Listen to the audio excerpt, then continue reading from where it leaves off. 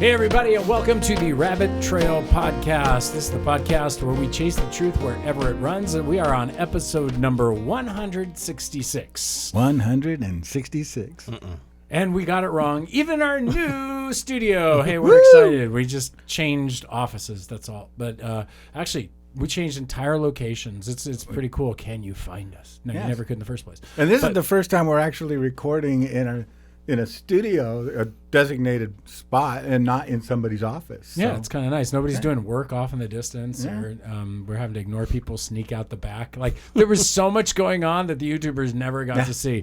But we're just glad if you're joining us for the first time. We're going to welcome you. My name is Greg Harris. I'm the senior pastor at the church here called Olive Branch Community Church, and we sponsor the podcast. In fact, it's built for those of you who are listening, because we jump off of our last sermon at Olive Branch and kind of fit in the parts that we didn't get to, or kind of follow the rabbits wherever they run. But my fellow rabbit chasers are here with me. Say hi, guys. Hey, my name is Stephen Oldham. I'm the local outreach pastor here at Olive Branch.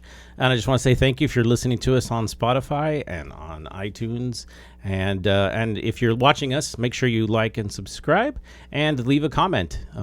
Hopefully positive, but if not negative, we might read it. Yeah.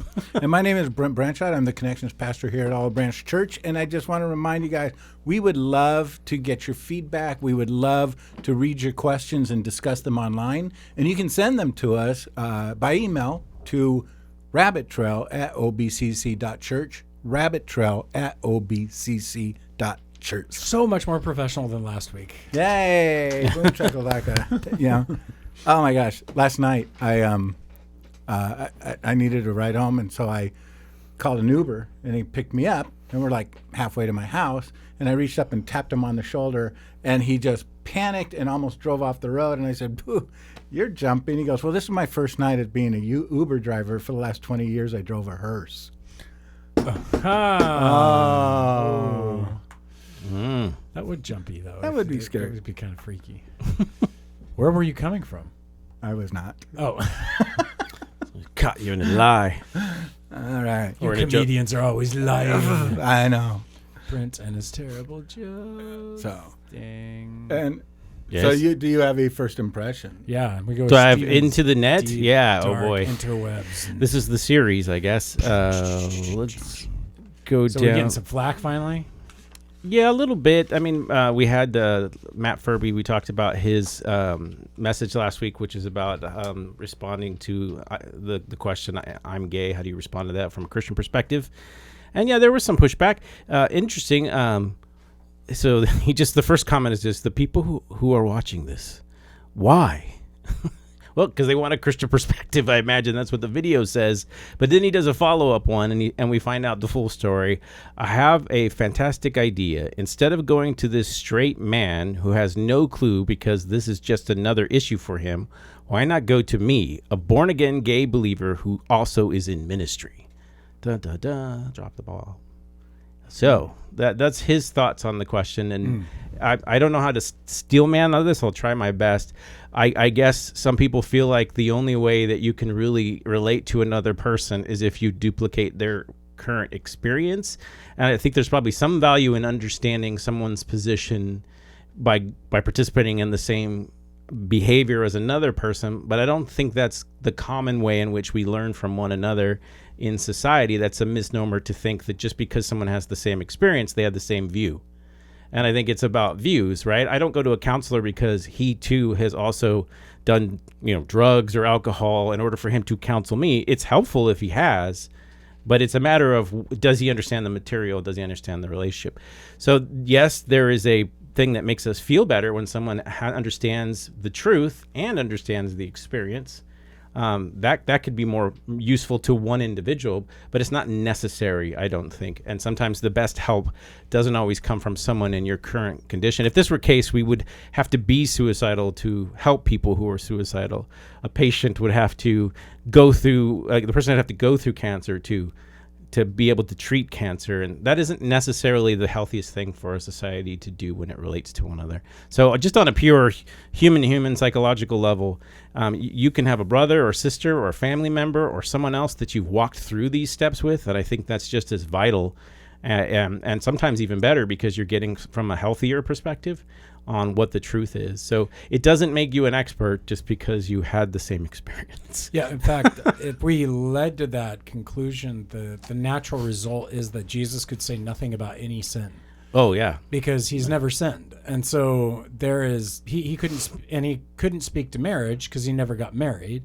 He couldn't speak to sex. He never had sex, and so there's this kind of like, wait a minute, actually we're eliminating the Bible from telling us really what life is like if it's truly holy, because it doesn't have, or because God Himself doesn't have these experiences.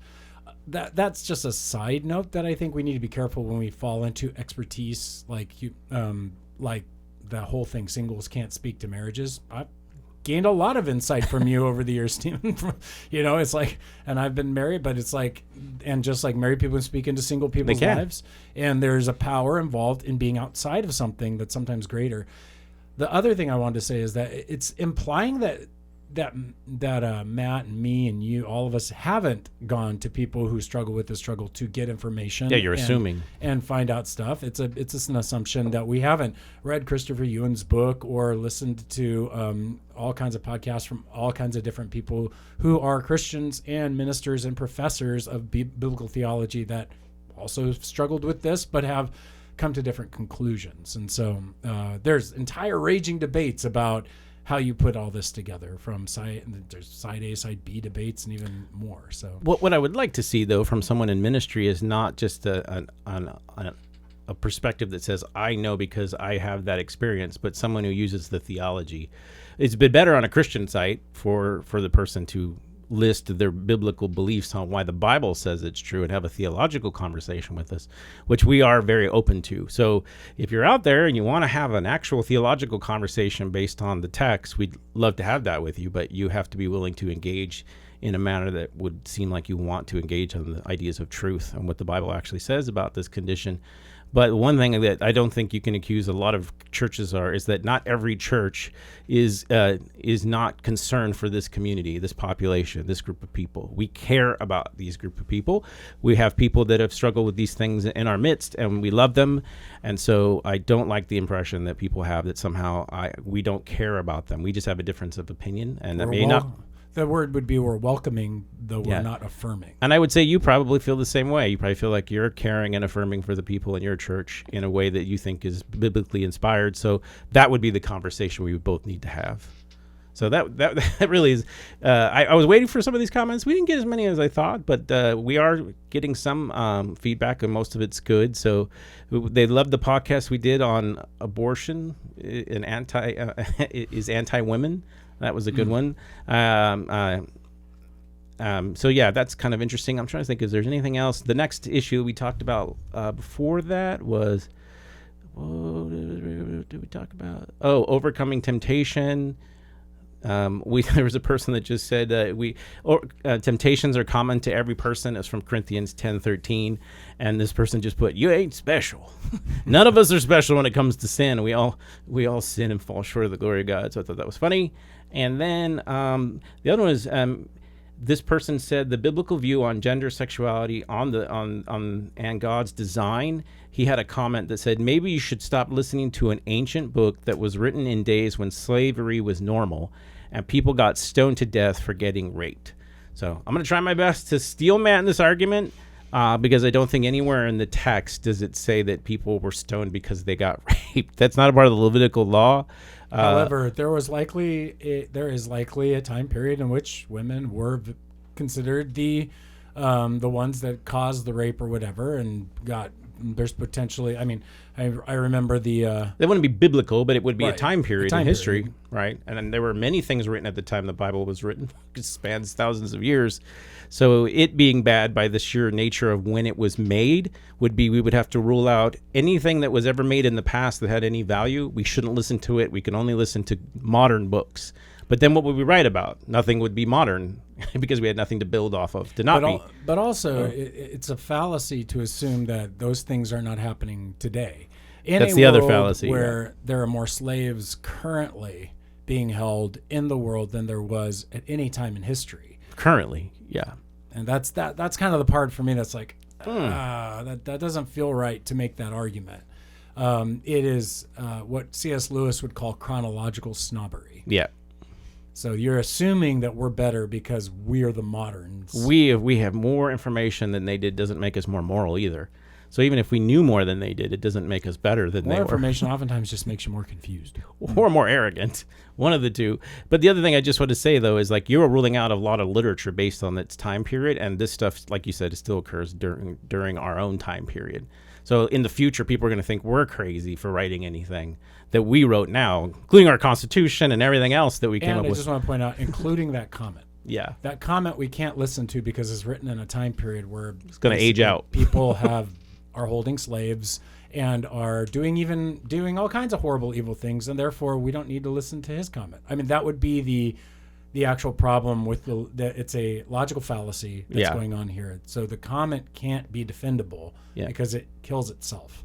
The other thing I would say is that if you do have an argument, the best route would be to address the actual content. So if you have an idea of what you think someone is being stoned for in the Levitical law, because there's some difficult things in the ancient law, bring that up, because then we can comment on it or talk to it instead of just kind of the assumption. But I would say that if you look at it on its details, it's never what you think it is. When I find the biblical case, it's a lot of stereotypes about what they think the Bible is. So check it out. It's actually a decent book, and we based most of our common law and our natural law theories based on a lot of Old Testament beliefs. So we wouldn't have what we have today if it wasn't for them thinking through some of these issues.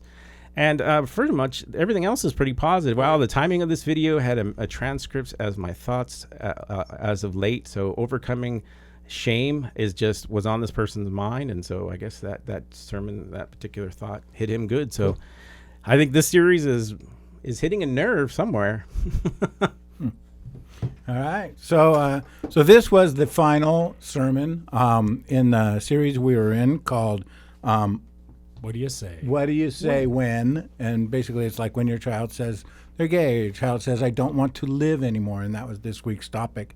And next week we start a new series called Covered in Dust. And it's just basically the picture, like if you're following Jesus close enough, he's kicking up dust and you're going to be covered with his... Yeah, the idea will be basically have Jesus dust all over you, because dust gets in everything. In other words, his teaching should be all over you and transforming you, his way of life, all that fun stuff. So we'll be digging into the book of Mark. So again, we preface every one of these series subjects with the idea that when we hear those, and you define them as gut punch questions or statements from your kid or from somebody, when we hear those, our reaction should be threefold. Number one, we want to love them.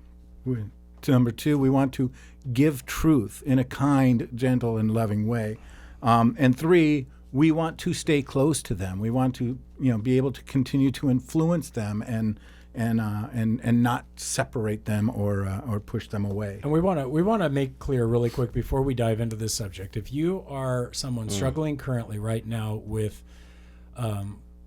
suicidal ideation, maybe you are depressed and you're listening to this, and you are trying to find some reason that it's okay or whatever, please right now just call 988, get a hold of the suicide prevention hotline, get some help, tell somebody, let them know where you're at, reach out. That we are not offering any kind of clinical advice that can be used. We are honestly offering perspectives on the question in theological terms and the issues that are pertaining to the spiritual life. If you need help, please seek psychological and good counseling help. If you are in trouble and in danger, get help now. We just want to make that clear. We love you. We want the best for your life, as I believe the Lord does. So fight for that life. You're worth it. Yeah. Consult a medical professional. All right. So in talking about this subject, and you hear somebody say something to the effect that they don't want to live anymore or they want to kill themselves, some of the first things you probably should do, number one, is love them. And in that is really just trying to understand them, draw them out, ask some questions, and let them explain really what they meant by that as well. Because I know, we do grief classes all the time, and so grief could be a thing, or it could be something, another crisis in their life. There is a difference between somebody not wanting to live anymore. Just I don't care if I wake up tomorrow morning. I can't handle this. I'm overwhelmed. I don't even want to see another sunrise. So there's a difference between that mentality and hopefully that is very transient. You're just desperately in a situation, rather than not wanting to go on, but you don't have any intention of doing anything about it. And there's a difference between having suicidal thoughts. And so part of this discussion, and we'll get into this deeply, I will say when, I do a lot of the initial counseling. I am not a counselor. I don't necessarily profess it, but I feel like that is kind of a universally understood thing. When I say I counseled somebody today, but part of it was when I would talk to somebody and they were in a really, maybe they were just devastated because their marriage isn't working out and they were just despondent, and I would have a little bit of fear that maybe they are contemplating suicide. I will say two things. Number one, it did really scare me at the beginning to ask them, "Are you suicidal? Are you contemplating planting?" Yeah, yeah. I felt inception? like if I say it, then it becomes a reality and it implants in their mind. Well, I wasn't thinking about it. Now I'm going to take my life. And so I was afraid to broach that question or ask them those questions.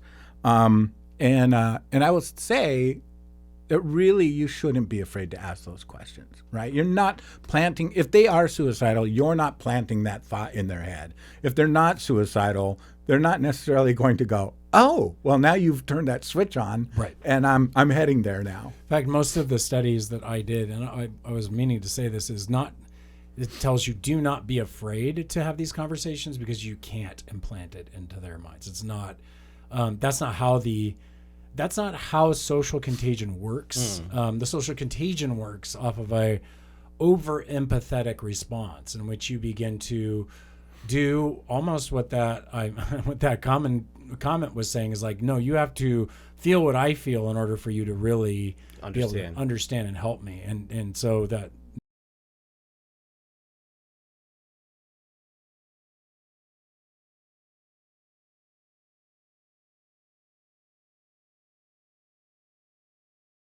group people fantasizing about it together, that kind of thing. That's why certain movies and things over the years have caused that kind of a problem. Yeah. And so part of it is, asking questions, just some simple questions are just, help me understand what you're thinking, help me understand what you're going through right now. And because part of it is, you shouldn't have to be afraid. Our aim in asking questions is really to draw them out, to help understand where they're at. And a second part of that fear, if I saw somebody that was despondent for the same reasons and they're going through a bunch of junk and they kind of feel like they're at the end of their rope, and they would ask me that question, and we can get into this discussion further, but they would ask me sometimes is, if a Christian killed themselves, would they go to hell? And I was afraid because personally, I do not believe that suicide is that unforgivable sin that's going to condemn you, because I think we all die with unconfessed sin, and so I think God's grace is sufficient in those areas. But I was also afraid that if I gave them like any kind of no, I don't think you would go to hell. That all of a sudden, that was like permission. That thing that was holding them back. Yeah. And there's a hot debate that surrounds a lot of kind of pastoral advice as whether or not you should, say, oh no, it doesn't send you to hell, or it does send you. Like, it's interesting because I don't know where that idea really ultimately comes from. It was. In the ancient times, I was just kind of double checking a lot of the research that we'd been doing. Catholic, Eastern Orthodox, Western and Eastern Church, agreed that it was. They implied heavily that it wasn't unforgivable. Like you didn't have time to repent because of if in Catholicism. Because I looked this up too, and it's from the book by HSU Albert Y. I don't know how to say his last name. He wrote a book called In Grieving a Suicide, and his research, he just said that it happened because you don't have confession. Since you can't take confession, we can't know if you made it to heaven, so you probably died in your sins.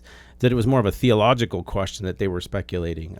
In addition to that, they wouldn't offer, because it was such an affront to the sacredness of life, they wouldn't offer a Christian funeral, and that was also a means of grace, right? Or last rites, which is their concept of Christian funerals. Eastern Orthodox is the same thing. Now, they've adjusted a lot over the years. They're way more like, no, there's mental illness, there's other aspects to this. And so that question is far more complex. I am not here to say like, oh man, like if you commit suicide, you get to go to heaven. I actually want to press, there's some serious nuance here. Number one, is the problem with the whole conversation about going to heaven or going to hell. Again, like I think that I want to just clarify, if we have a Jesus is my ticket out of hell mentality, like we're going to some super amazing what dreams may come kind of heaven where I'm God and I get to do all the things I want to do, you're just describing hell, right? Hell is the place where you are God. Hell is the place where you are in, where you do what you want to do. In a sense, you're not God in hell. But the point is that you are not wanting to accept a relationship with the living God who made you, your creator, who makes heaven heaven. He makes heaven heavenly. It's not heaven if he isn't there in right relationship. And hell is more about our wrong relationship than it is about like what's going on with like torture and demons and all that kind of stuff. And so it's important to remember that when we're dealing with heaven and hell, the question about suicide is far more about, if I thumb my nose at God and the sacred relationship that I have with him and I commit suicide. Again, we're not clarifying what kind of suicide, because as we found out, there are levels and different kinds going on here.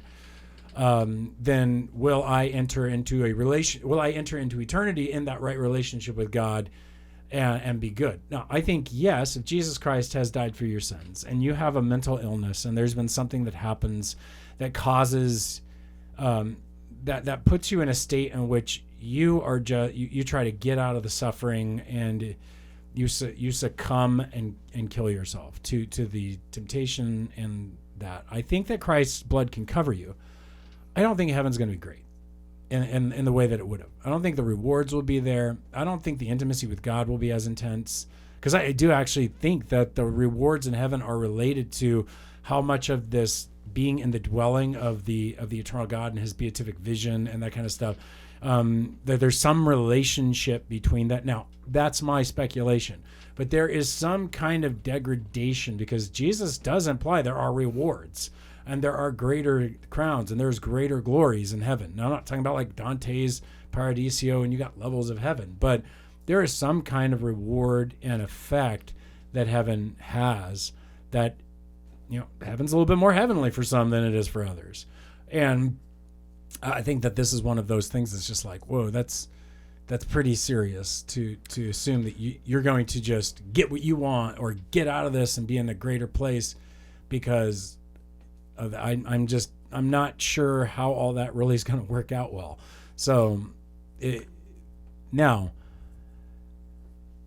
if you are in a state and you commit suicide, not because of a depression, not because of a mental illness, but because you want to get out of some kind of financial problem that you're in, maybe it's some kind of evil that you've committed, like, I don't think that you're going to get there's no green light to have if you're not in a relationship with God. Remember, this is Christians we're talking about. We're not talking about non-Christians and suicide. Non-Christians and suicide, it's not about your suicide. It's about legitimately what is your relationship with God. And so I would, again, go back to Jesus and get right with that. I mean, Stephen, do you want to jump in on this? There's a couple in here. Yeah, there's a couple of things. One is when I get the question, the first question is, who's asking? If you're asking because you're a survivor and someone in your family, that's a different conversation than are you asking because you're thinking about doing it and you want me to excuse the behavior. So I think it's good to ask, why are you asking the question first? Because I want to give you the right answer. That's good. That's good. And so for me, it's like if it's a survivor, they're probably all left with all kinds of speculation as to why someone did something. And honestly, that might not be the time we have the theological conversation. What I can say is I don't know, but the Lord knows. You have to trust that the Lord will see everything, all of the minor infractions, all the major things, and it's ultimately up to his loving arms to decide whether this person's one act is, it's not going to return grace, because we do know that one act is not going to overturn the grace of God.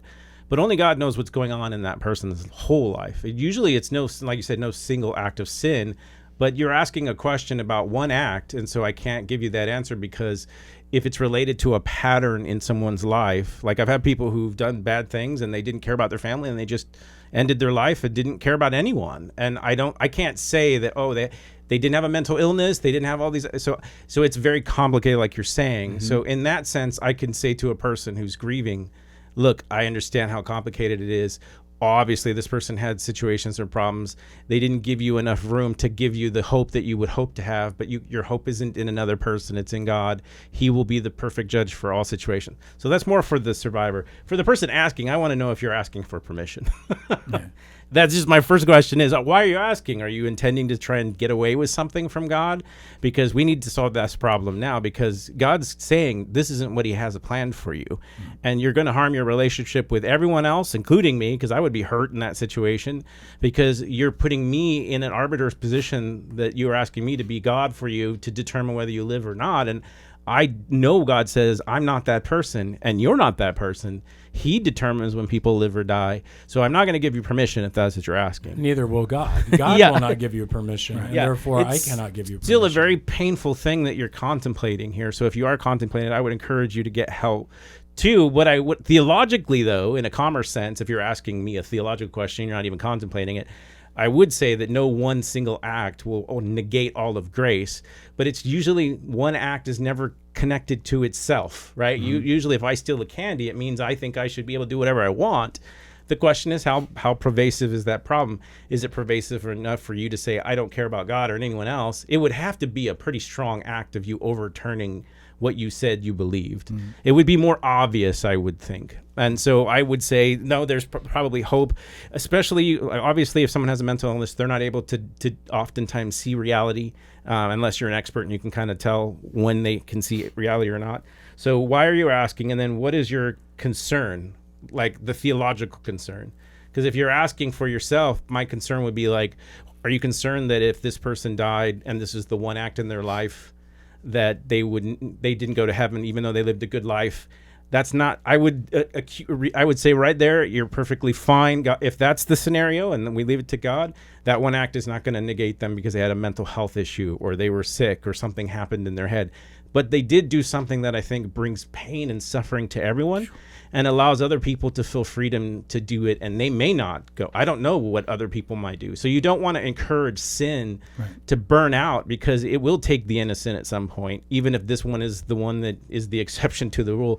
So I don't want to negate sin, but I also don't want to give you an excuse. And so sometimes just saying all that up front kind of clarifies, okay, now I can go in many different directions, give you the nuanced answer that you want. Yeah. And I do feel like, one of the things you said in your sermon too was when we're hearing these comments from people, I don't want to live anymore, our first reaction should be, I want to protect them. I want to protect them first, and then we will move forward dealing with all of this.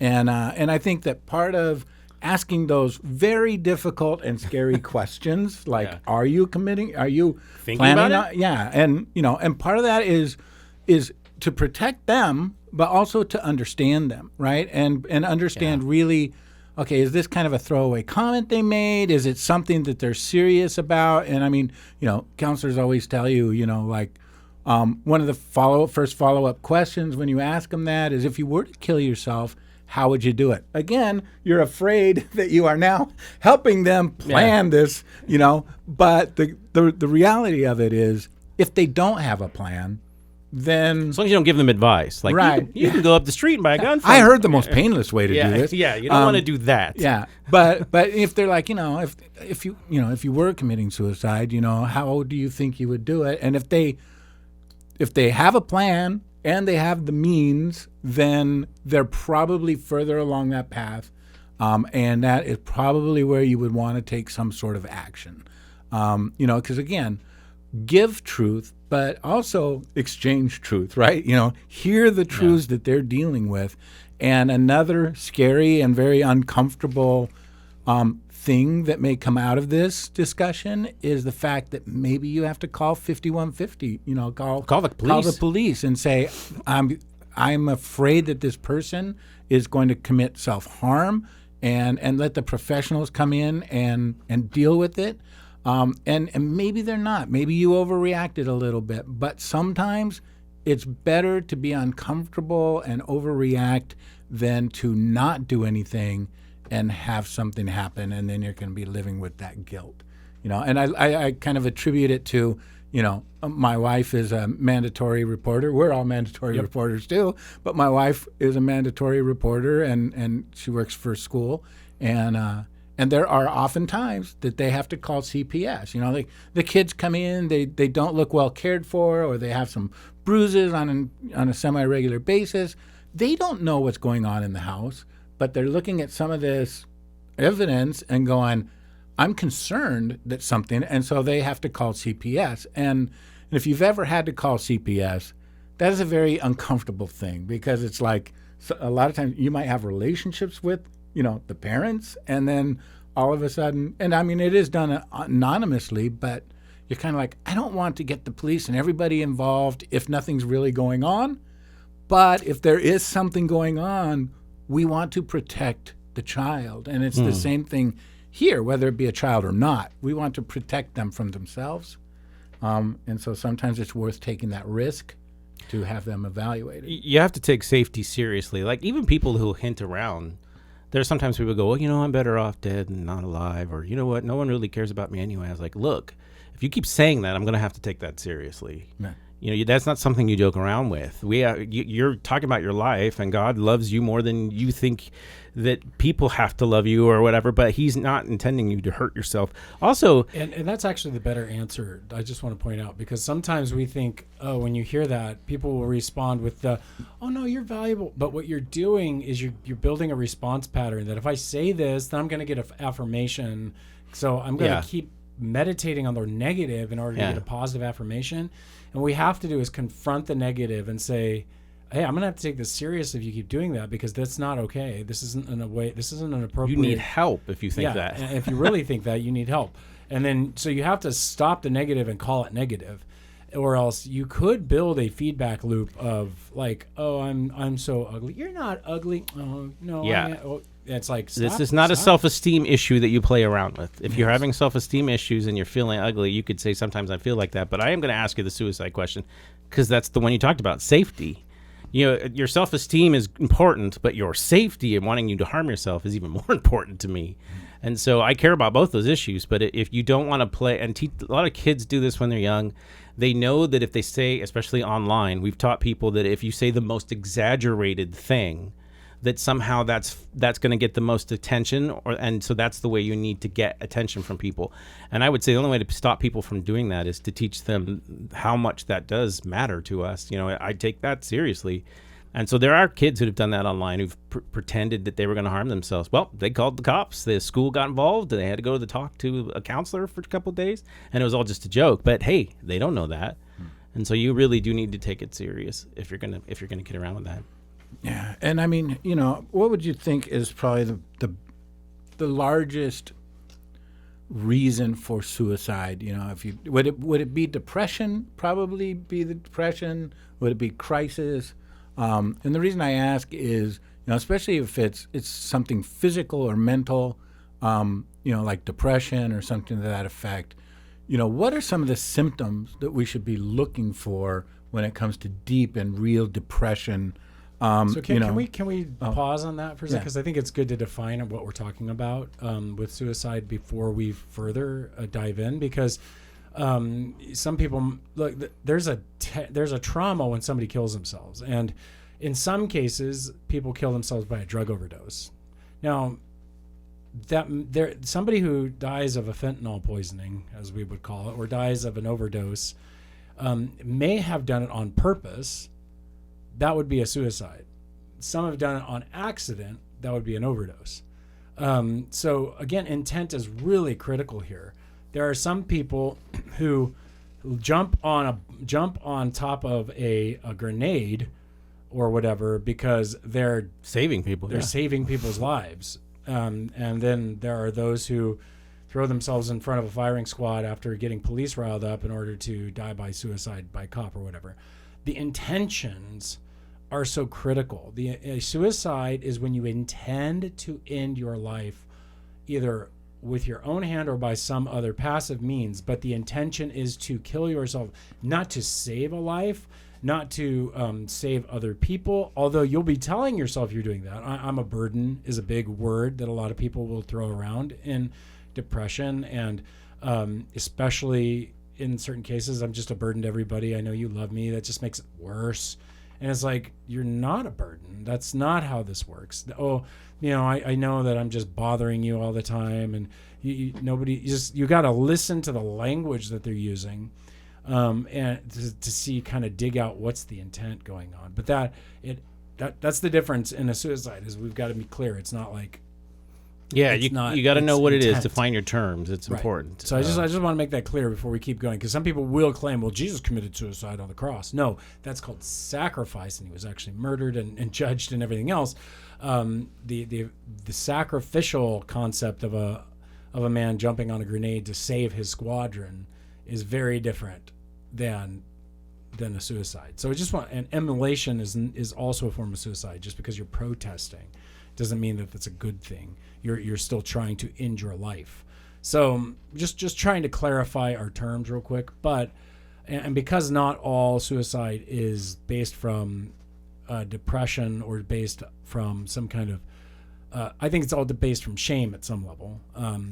There are lots of suicides. Most all of them in the Bible are based off of trying to not suffer the consequences for what they've done, right? So the shame issue. Yeah, Saul is trying to not face the consequences. He doesn't want to be killed by the Philistines. His is more of like I've screwed up and I've got shame and I don't want to die by their hands, so I want to control my own death. There's Ahithophel. Ahithophel is somebody who commits suicide because he's not going to face up to his comeuppance where he started this. His career was over. Yeah, this Absalom takes over over David. And there's a war going on, and he's kind of the henchman behind it all, and so he's bad. And so in his situation, it's similar to someone who it gets overlooked for a promotion. Basically, someone else was being listened to over him, and he lost all credibility with Absalom. So he got his stuff together and decided he was going to end it all because he knew David. He knew David was going to win. He knew that he was on the wrong side, so he just quit and took his own hand. So it's not looked at as a good thing at all. And then you have Judas, who betrayed Christ, and so the same kind of situation. He couldn't deal with his failures. The reason why I do think the Bible is very strong about the differences between Peter and Judas is the fact that one leans towards God, and the other one decides to do takes his own decision into his own hands and be his own arbiter. And God doesn't want you to do that either. And so it is interesting to watch the biblical pattern. It's not uncommon in the ancient world to have some of these situations. But what was your question? You were looking up what are the leading causes. Do we want to get into that now, or do you have something else you want to? What are symptoms that we should be looking at in people who might be depressed that would be cause for concern? And I know some of them, are easy. Where isolation. They start isolating. They have completely lost the capability to be interested in anything. They just become very apathetic. They're sleeping all the time, just staying in their rooms, laying in bed, sleeping all the time. One thing that I just recently heard at the seminar yesterday was, if you have a very high achieving child, really involved with a bunch of different stuff and, a scholar student and, has a lot of responsibilities, and they're that A-type personality, but also that perfectionist, they're at a much higher risk for this kind of thing. And so when you start seeing a change of behavior, and when you start seeing their grades slipping, that could be a cause for concern as well. There's a couple things. One, I think before we get to that, because there's a lot of different reasons. What I looked up on the Center for Disease Control, because they just did a 23 study, and they found that the number one reason people commit suicide is typically related to mental health disorder. So major depression, bipolar, schizophrenia, or substance use.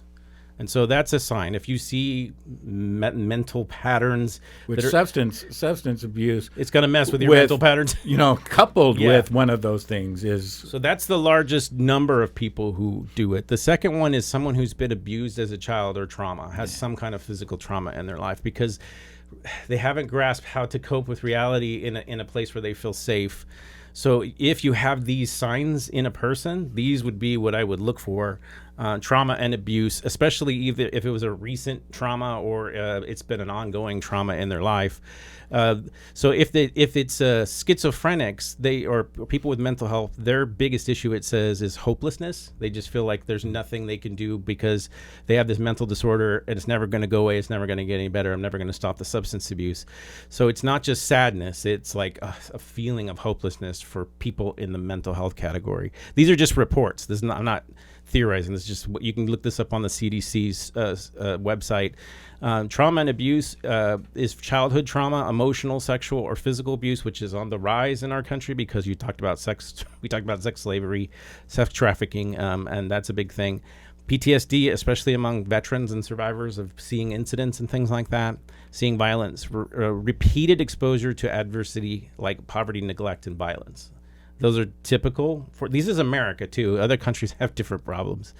These events can wire an idea of what they call self-blame, despair, and isolation. You blame yourself. I'm poor because I can't get ahead. I can't do anything about it.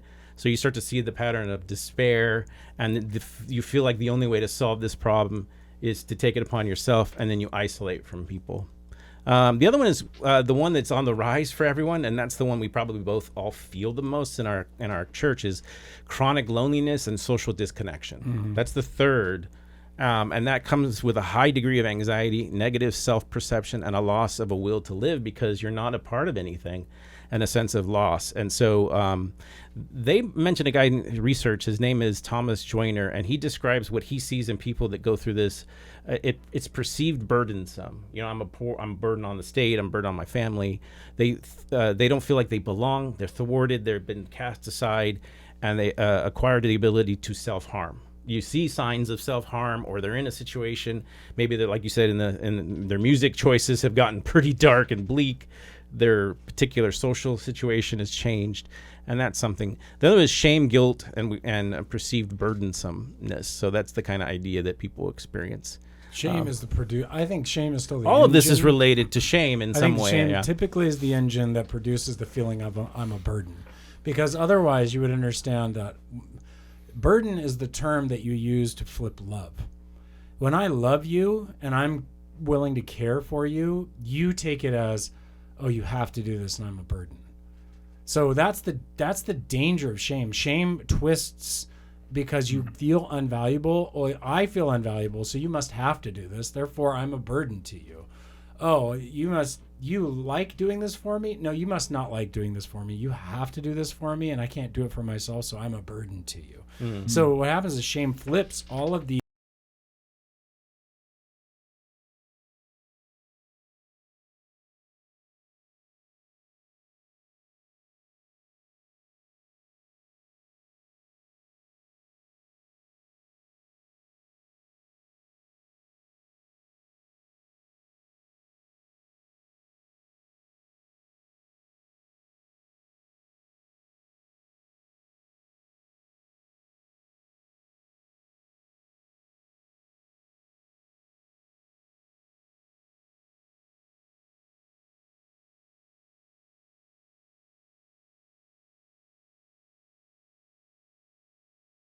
he wanted you on this planet. When that enters the soul, that destroys, that hits the core of shame. Because how can you be ashamed of that except that, because you're going to say, well, God had to make me? He didn't have to make you.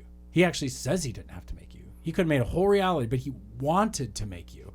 Well, he wanted to make me because of pain. No, he's a good, loving God. There's no indication anywhere that he would have made you for any evil or negative purpose. He made you so that you would be here. He wants you here. He has a plan for you, a good plan for you. And so it's so critical to, I think, help people meditate on that reality to fight shame. It's been a big help for me and everybody has shame at some level. Everybody that I ever met has some level of shame about something. And so this is a critical battle spot to me. And so you can't be a burden. You can't be a burden when God made you to be around these people and he loves you. It wasn't a burden for him to carry your sins. He did it because he was willing to. He did it because he loves you. Even when you were a sinner, Christ died for you. Like that's a want. That's an incredible want kind of love. I want you. I want you here. I want you to know me. I want you. That's a pursuit that has to be gathered. And I don't think if that takes into the heart, I don't think that suicide can live in that kind of a soil.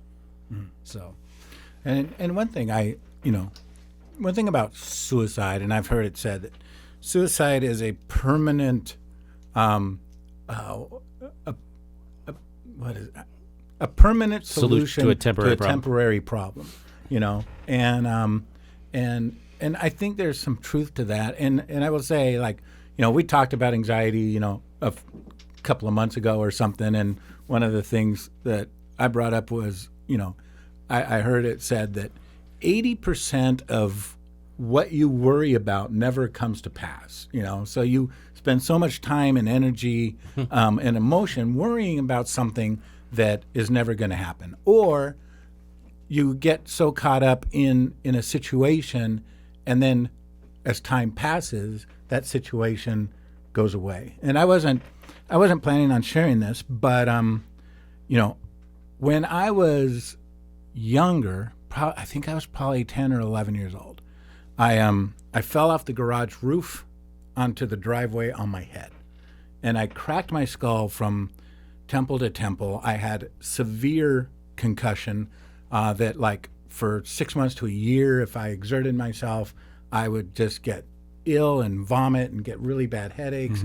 And I remember after I kind of healed up from that, telling my mom that life didn't feel real to me. I felt like I was caught in this dream, and life didn't seem real to me. And I remember talking, and she was going to take me to the doctor and get brain scans done. And we never did that, but I kind of felt like it went away. And then when I hit junior high school and started to do drugs, it exasperated that to the nth degree. And I mean, I freaked out. My sister still laughs about it because I came in, sat on the couch, and just freaked out. And then I had these, I wasn't sure if it was like flashbacks from something or if it was anxiety attacks, but they were debilitating, and they happened all the time. And I'd just be sitting in class in high school and just scream like, "Oh my God!" And then I just had to jump up, and I would just take off running. And I just felt like if I didn't run, then I was stuck there forever, right? And they were a little bit short. I would say they probably lasted about a minute or two. But then I was like in this fog where I just didn't feel like everything was real for a little while, but the anxiety part was gone. And that lasted I still get them today, but not as severe. But into my 20s, into my 30s, into my 40s, I still was having those. But I remember at the peak of them, probably in my 20s and 30s, I contemplated suicide because I just felt like I'm going crazy. I cannot live like this, And so I would say this: I wasn't suicidal, but I contemplated suicide, And I just, at one point too, I was just hoping that I would just die because I didn't want to live like this. Yeah. Now, I did learn how to manage that and all that stuff. And so now looking back, I'm kind of like going, wow, what a waste that would have been if I would have taken my life. And so again, if you're talking to people, if you are that person where you're feeling like, I have to get out of this situation and I feel like suicide is the only way, no, it's not. Talk to people, get some coping skills, and all that stuff, and really seek medical help. Well, this is that's kind of the big lie behind euthanasia. That you can't, you're gonna die anyway. Don't go through the suffering. It's not, suffering's invaluable. Just be like any old other animal that we have on the planet, and die with dignity. This concept that's out there, and we were just watching this movie, which is just not titled correctly, Me Before You, and it's like this guy who's a quadriplegic now, and this girl just loves him like crazy and tries to reignite his life and show him all these things he can do even as a quadriplegic. And he's like, no, it just makes me want to, I'm just going to go lay down and have this death and die, because I used to do all kinds of great things in my body and now I can't. And it's like, it was a really disturbing attempt to try to make it look beautiful and like peaceful. And you're going like, this person has life. This person, I think it hit me hard because I was somebody who watched my mom, who is a brilliant lady, who was a really neat person with her brain intact, capable of doing so much, get killed by cancer. Yeah, you feel that loss. And you're like, there's an unfairness that her body took her out when she was still capable of doing so much. And that you would do that to yourself in my mind, what's going on is there's a loss of vision. And talk about loss of vision. I do think it has to do with shame. One of the pieces of deep shame is the idea that you're unhelpable. You're incompetent. You're hopeless. Yeah. Yeah, you're hopeless. And that all has to do with vision. And again, if you're the arbiter of your vision, if you're the one who creates vision for your life, then, and you can't see it, then you're done. But I don't believe that. I think that you don't create your vision. God creates the vision, that there is something he still has for you to do. And you can even do it and never feel like you're actually accomplishing anything. And flowers and fruit is being formed in people's lives all over the place that you're going to be rewarded for, and you didn't even know it. I think of people like Johnny Erickson Tata, who is a quadriplegic and has spent her life in severe pain and severe difficulty to try and encourage people that, hey, you're valuable. You're valuable if you're in the worst case scenario. Even in pain, you have something to offer to the world. It's the biblical vision of one who suffered on a cross that actually makes your suffering valuable. God's not unfamiliar with your suffering. He actually says he redeems that suffering. He wants to use it in a very powerful manner to be an inspiration for other people, to help you grow in character, to develop. There's all kinds of aspects. Now, chronic pain is horrific and it's awful, and it's not something that you go through easily. But the people who I know who do go through it, they should be honored for the fact that they bear the image of the cross on them in that sense. And I think, again, this is one of those things that we get flipped upside down in our culture. It's like, we should hurt with them and love them, but at the same time, there's an honor to like, man, you're still going. You're not taking the easy route out. You're rising up, allowing Christ to form something in you. You don't just love God for what he gives you. Right. You don't love him just because he's Santa Claus. You love him on a deeper level. Along this conversation that I think is helpful, and I just wanted to see what you guys thought about this. The Center for Disease Control, what population do you think of demographics of age has risen even the highest in forms of suicide? I think it's the 60s plus. It's 75 to 85 are high suicide rate, right? Seriously. Yeah, higher than teens. It's really 35 to 44 is what you mostly think of, but 75 to 84 is 19.4 and 85 plus is 22.7. So you put those two together, you got a huge chunk of people who are thinking that their life only is valuable if they have energy or if they have a job, or these are people in retirement, they've lost their identity, they feel like they're not connected to community. And that is a cultural problem, because it's not the case in other cultures that this demographic is the one that always has the problem of wanting to do this, to kill themselves. And I think that's something that the church needs to rethink.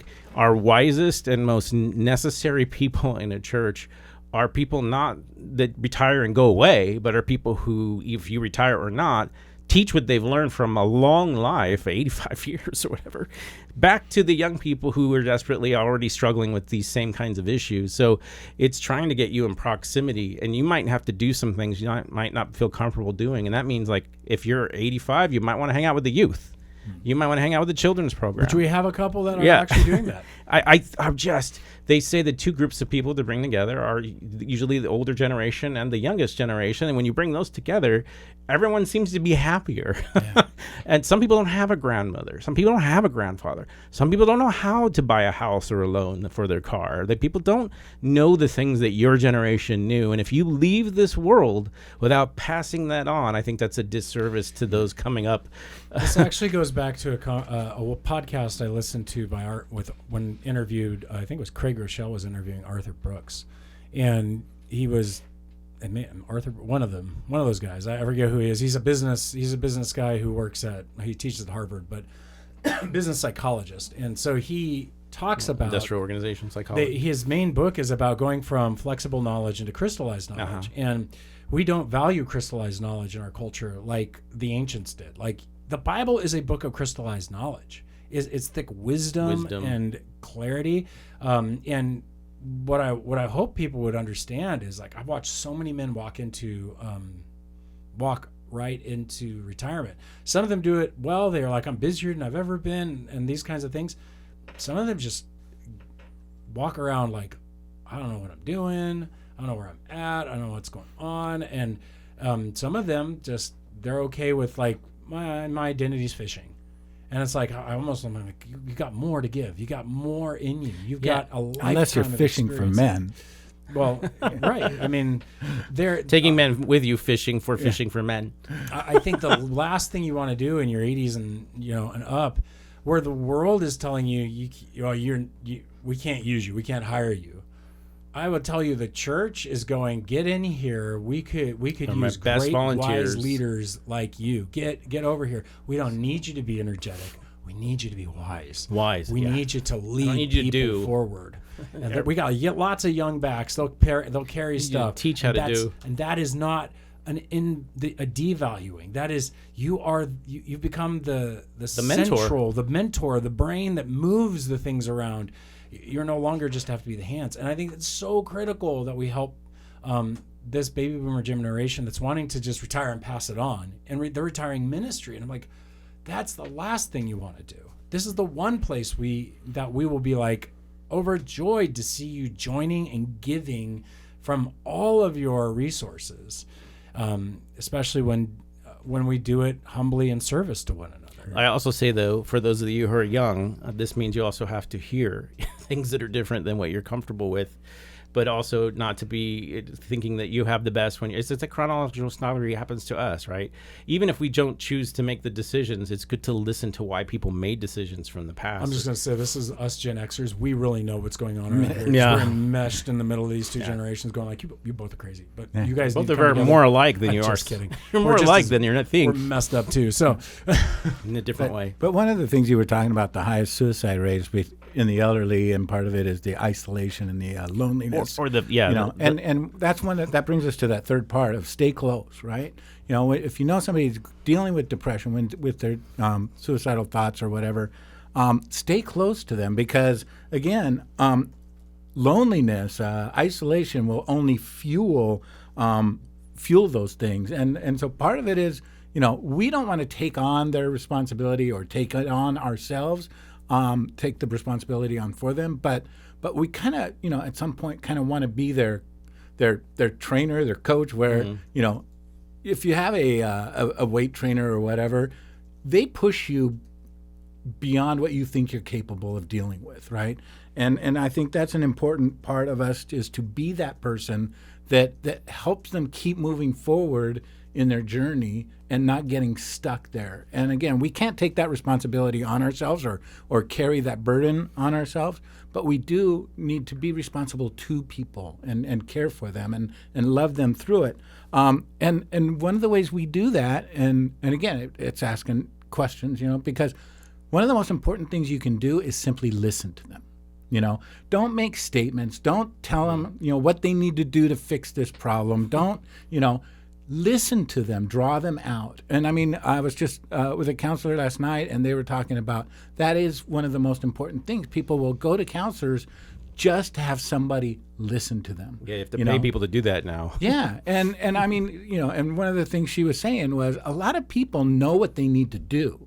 So telling them what they need to do isn't necessarily going to get you that far. They already know what to do. So she said, as a counselor, one of the things I do is I just listen, and then I'm like, you know what to do. So what are those obstacles that are preventing you from doing what you know you need to do? And so part of what she does is she helps them understand how to remove some of those obstacles to move forward and in doing what they need to do to get better. And so, again, seeking medical advice, counselors, they're trained to help with these things. But also there is one critical piece in all this, and that is not only are the 70s, 80s in risk. If you look at a population versus married versus singles are far higher at risk. Yeah, each demographic has its own particular risk factor. And so the reason I brought team into the conversation about suicide prevention, it's a big problem there too,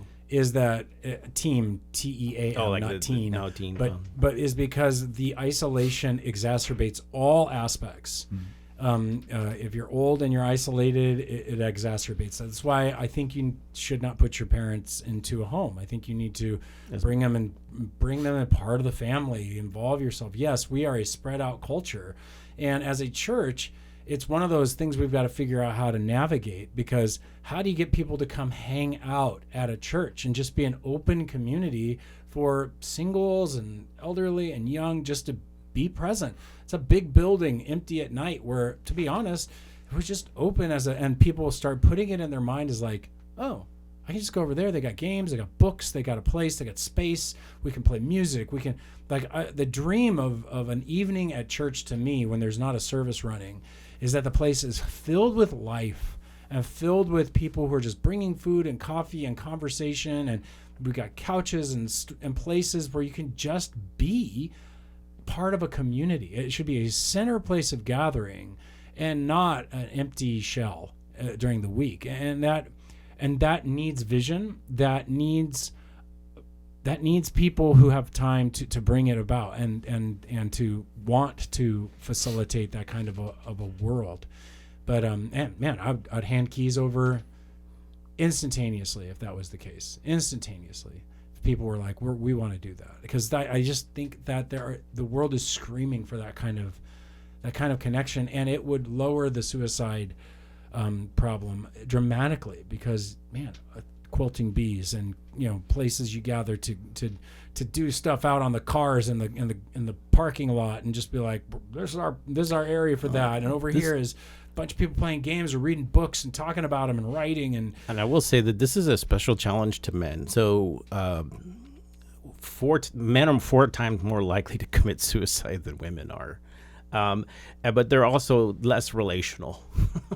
And it's going to take some of us to be brave, to be like, we got to be the starters of the community. We can't just let the women do all of that, because they'll have women go to women events. And what do men like to do? A lot of times they don't like to do the same thing. So I do think one of the things for those of us who are healthy need to do is start sharing our passions and interests. And even if that makes it a little more boring, it might be more a long-term strategy to build community that way. So I do think male leadership for young males playing sports and doing things like that, or whatever it is that you like, need to share that with young people before they don't ever get those opportunities. So. Well, this is the power behind veterans groups, women's groups, all of these groups that would gather. One of the things that we're talking about in our vision coming up is to start producing more of these middle kind of group entry places, because small groups are great. Don't get me wrong. Small groups can be very powerful for development of relationships that already exist. But they're not great for establishing brand new relationships necessarily. You'll go through a lot of people till that core group grabs. But if you have a middle group, and something that's been brought up to us multiple times throughout the years, and these middle groups are these transitional groups that are you're okay to just kind of share a little bit more about find yourself. Your people there. Right. And then you form in those relationships. Go back to our friendship series we did, friends.irl, and that pattern is something we can facilitate as a church, because we have the property, we have the capacities.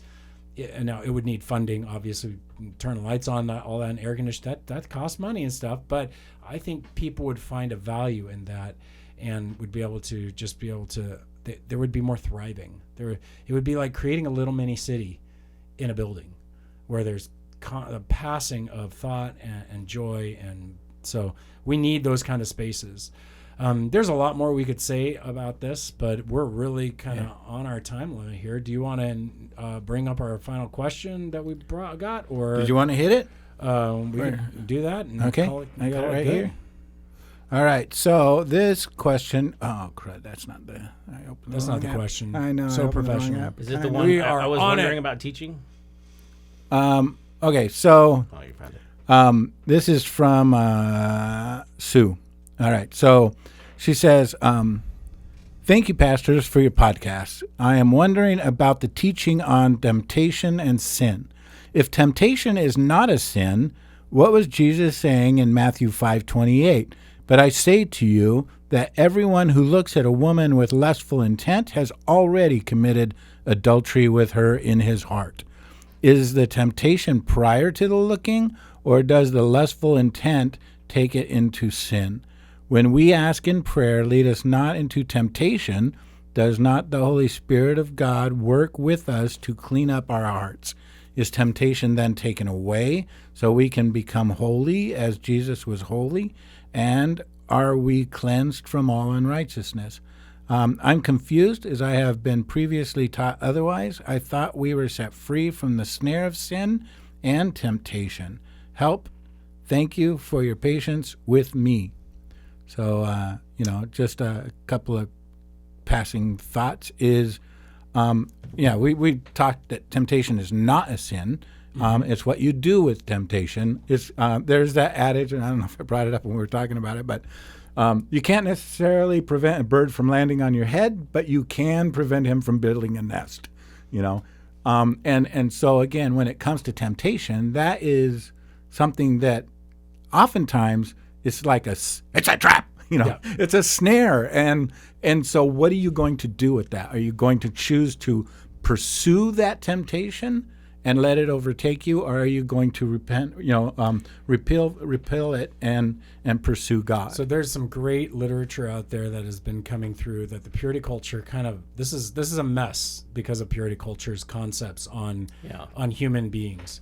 And verse 27 says, you've heard it said, you shall not commit adultery, Matthew 5:27. But I say to you that everyone who looks at a woman with lustful intent. Now note the term intent. This is an objectification on purpose of a woman. Or a man. Women can do the same thing. This is not a bodily arousal when you see someone that you're attracted to. That is actually something you don't control. That is a natural, normal thing that, if not guided towards beauty and holiness, because Jesus, being a male, had testosterone, had a visual field. When he saw a woman who was attractive, would have felt attracted. Attraction is not a sin. Arousal is not the sin. It's what you do with it. He would lead it to worship God. He likely led it to valuing the human being as beautiful, praising God for the beauty that he saw, praising God for the person that they were in the image of God, never objectifying them, never turning them into what they were not. When Jesus says here that you turn it in, you look lustfully with intent, you are desiring them as your own. Yeah, you want to consume them. Yeah, you turn them into a consumable object, not a human being. Or acknowledging their beauty, which is a different thing altogether. Right, and then so we need to be clear that even in this case, this is not actually saying that temptation is sin. It's not mentioned. Temptation, in fact, later in Matthew 18, Jesus will say this, which is one of the craziest verses I've ever read. But he says, verse 7 of Matthew 18, "Woe to the world for temptations to sin, for it is necessary that temptations come." Now, what? But woe to the one with whom the temptation comes. Don't we pray, lead us not into temptation, right? That's what she mentioned. But Jesus here is also saying it's necessary that temptations come. Why? What's going on here? Well, the problem that Jesus seems to be bringing up is that you have to make imagine a world where there were no temptations. There's no moments in which you prove your loyalty to Jesus. There's no moments in which you walk in faithfulness and godliness. Sanctification, a large portion of it, is the ability to have the temptation come up and you not engage it. And instead, you see the desire for what it is. It's a test, which is the actual word temptation can be translated test or temptation. And so you can translate that, lead us not into the test, but deliver us from the evil one. Yeah. Don't lead me into a trial I'm going to fail. Yeah. Deliver me from the evil one. We're asking Jesus, but we're going to come into tests. And what we're saying is, I want you to lead me. Mm-hmm. And in the test, I won't fail. I will be godly. And so you're not delivered from temptations. Temptations are going to happen in this world. And in eternity, guess what? All those things that were once temptations, they will not hit you like a temptation, because we will be like Christ, and all of those things which once were temptations are now aimed at the right purpose, the right drive. There's a weakness in us too, right? Right, because what remains in us is the flesh. The flesh gives in to the temptation. The flesh gives in to the lie. And so then it conceives and we give birth to sin still. For us here, in this case, the temptation or the test, when it comes, when you're more and more sanctified, you recognize it, one, as a test, as a temptation. And then you make the conscious choice that I'm going to follow Jesus.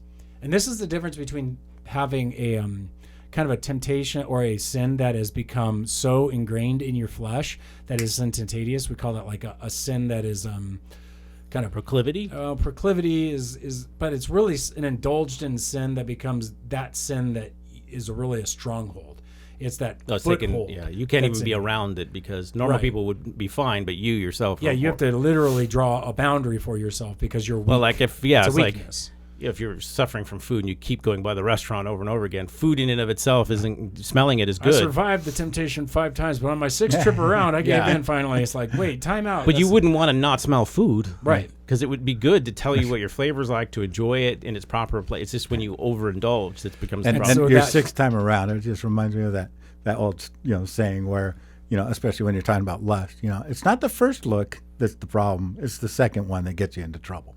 It's so you see something and it's like, then all of a sudden but it's not even the second look leering. that gets you into trouble. If your second look is honorable and virtuous, and you see the beauty of the person, Jesus looked at women the second time, but not in a sinful manner. He looked at them and kept looking at them, even when they were dressed inappropriate. Even when a prostitute's washing his feet with her tears and her hair, which is super sensual in that time period, and he isn't sinning. He's seeing her as a sinner who needs grace and love, not as an object to be desired, which is amazing, right, for so many people, and healing. The other part that I want to bring up, though, is that when you have this tight circle, temptation, we think temptation is sin. That's typically what addiction is. Addiction is the cycle between temptation and action is so tight. So you've built it into your flesh so quickly.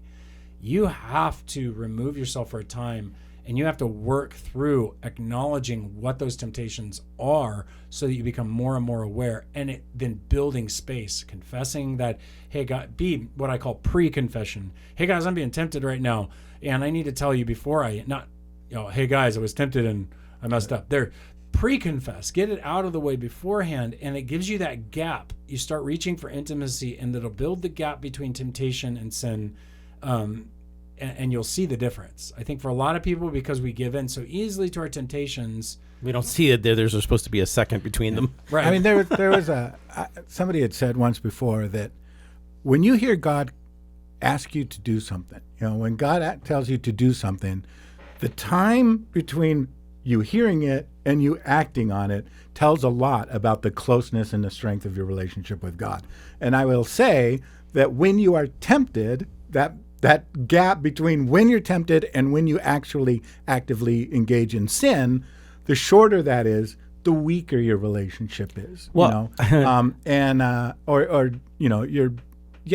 don't know if those are necessarily in converse, but I do think that you're right, that what our aim would be is to lengthen the distance between temptation and sin, and tightened the distance between obedience and our and relationship. calling. And I will say too, like, you were saying, well, why do we have to face temptation? Can't God just remove it? I will say God doesn't usually act that way, because I do think that God cares more about your character than your comfort. And so through temptation, through tests, we develop our character. And so God's not just going to remove it. It's like, if you've ever heard the thing, don't ever pray for patience, because God's not going to give you patience. He's going to give you opportunities to practice patience. And so again, when it comes to temptation and stuff like that, we do have to understand that God's not going to take it away. The Holy Spirit will work cooperatively with us to establish a firmer character. Without the Holy Spirit, you cannot make the gap grow. Right. Without the Holy Spirit, you cannot break temptation and sin apart so that they're different in your sinful proclivities, in the sins that you're most indulgent in. The Spirit of God is what enables that freedom to occur so that you will obey God. That's the other problem. Without the Spirit of God, you cannot close the gap between your disobedience and your obedience to God and that timing. That's the power of the Spirit as well. This is all part of sanctification. And so we have to remember the Spirit of God is within us to enable us to escape. There's no temptation that's come upon you that's not common to man, so that he gives you a way out and you can take it. And so, but that's by the presence of the Spirit of God. That's not within us. And that's why I agree that you have to have that relationship and you have to be aware. And that relationship is not just reading the Bible. It's not just praying. It is a you and God exploring your sin life. You need to explore your sins. You need to become an expert at your own interior life. And the Spirit of God gives you the ability to do that. And you do that with community, and you do that in confession, and you do that in the Word, you do that in prayer, but you have to know it. If you don't know it, you don't know the gap. You don't see the gaps, but He'll show you. And again, develop a plan. Develop a plan with the Holy Spirit, with God, and with your community. Because if you fail to plan, you are planning to fail. Yeah, and then there are times where you're tempted because you want to go do something. You're looking for a temptation. So you're leading out, looking for the opportunity to sin. And God sometimes graciously doesn't provide that for you. That's not because you're virtuous. Because it's a heart condition is involved. That's the deliver you from evil. Yeah, that's the deliver you from evil part is that, I know I sin. I don't want to put myself around that. But also, I will say some people, because they have that short gap, have lost out on enjoying certain aspects of their life, and maybe for permanent. But it's also that not mature if you remove everything from someone's life, that they have no way to test their ability to grow. So this is what I just see with parents. They're so worried that there's never a point where you give them options. You only provide the one option that you say is good for them. And as soon as they're out from underneath you, they seek all of the options because now they have them available. And you haven't taught them the virtue of I don't just remove temptation. I have to go through the heart condition and ask myself, am I tempted to this thing? Oh, I am. I need to take responsibility for that and do something. Or this doesn't even tempt me, but it tempts my brother, so I got to take care of him or whatever.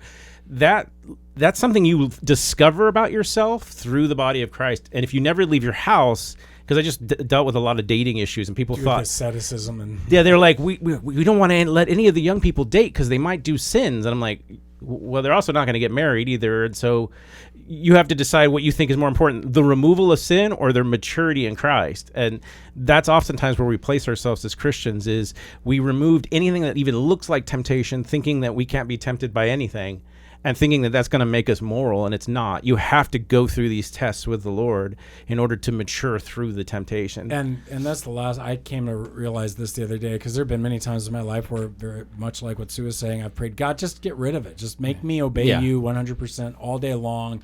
Spirit of God, take over me. I don't want to will anything. It'd be so awesome if God's will just ran through me all day and I didn't do anything but what He wanted. And He goes, but what's more honoring to me? This literally, I hear Him speak this in my prayer on my way to work. And He's like, what's more honoring to me? That I would control you like a robot, or that you would control yourself because you love me? And I'm like, yeah, that's an easy one, God. I want to control myself because I love you. I want to honor you with my... And so He's like, then I'm not going to remove the temptations. I'm going to ask you to love me in every single one of those moments. Every time your desires want something wrong than what the desire is really aiming at, I want you to love me in it and seek what's the real desire, what's it really aiming at, go for that. And so there's a power in understanding why God wouldn't remove those things. And sanctification, again, we've been saying this is a lost conversation in the church of our last 2 decades, and I think this is really good stuff. I think this series has really brought up a lot of that. And I'm looking forward to talking about it more as we dive into the next series on dust. So if you guys were joining us, we're glad that you made it to the end here. Thank you for being with us and in this awesome new room that we've got here. For those of you who are listening, it's a nice little room. But we're glad that you joined us. If you have any questions or want to have any follow-up other than posting online, we would love to hear from you. Drop us a line, an email. Our email is rabbittrail@obcc.church. That's rabbittrail@obcc.church. And we're glad you joined us. We will see you next time. Boom, chakalaka. Bye.